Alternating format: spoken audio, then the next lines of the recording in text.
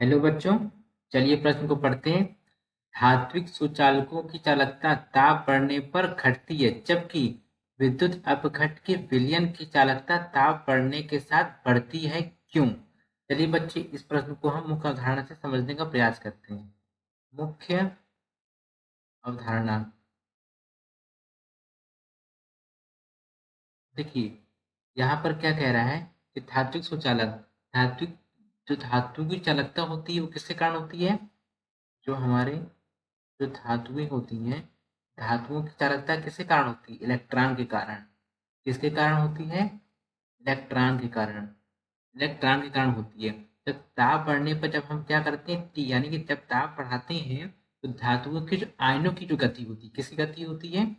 धातु के जो आयन होते हैं, धातुओं के आयनों की तापीय गति बढ़ जाती है।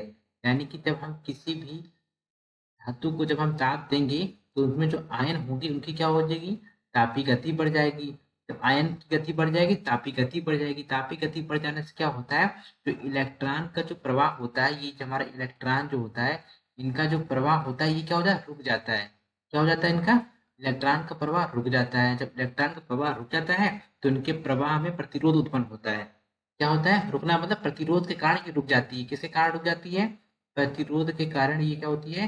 रुक जाती है। जब प्रतिरोध के कारण रुक जाती है, जिससे धातुओं की क्या होती है? चालकता क्या होती है? इनकी चालकता घट जाती है। इनकी चालकता घट जाती है। कि देखिए, धातुओं की जो चालकता होती है वो इलेक्ट्रॉन के कारण होती है। ठीक है। अब हम क्या करते हैं, यहाँ पे ताप को अगर हम बढ़ा देते हैं तो उनके आयन होते हैं। जब आयन की क्या होती है? तापीय गति तो बढ़ जाती है, जिस कारण इलेक्ट्रॉन के प्रतिरोध जो होता है, इलेक्ट्रॉन की जो होती है प्रवाह होता है, वो प्रतिरोध उत्पन्न करता है। प्रतिरोध उत्पन्न करने से क्या होता है? जिसकी धातुओं की चालकता घट जाती है। अब हमारा विद्युत अपघट्ट क्या होता है?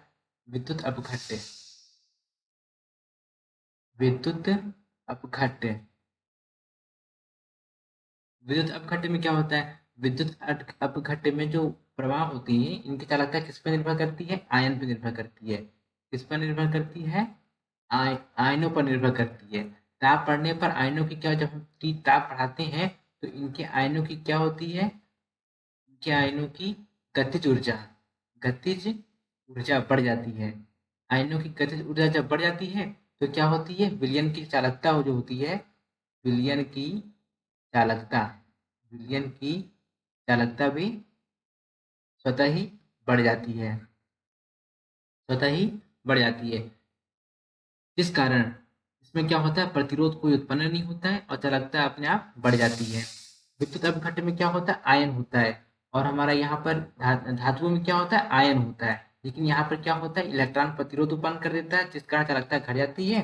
और यहाँ विद्युत अपघट्ट में आयन होते हैं, ताप बढ़ा देते हैं तो गतिज ऊर्जा बढ़ जाती है, जिससे विलयन की चालकता भी बढ़ जाती है।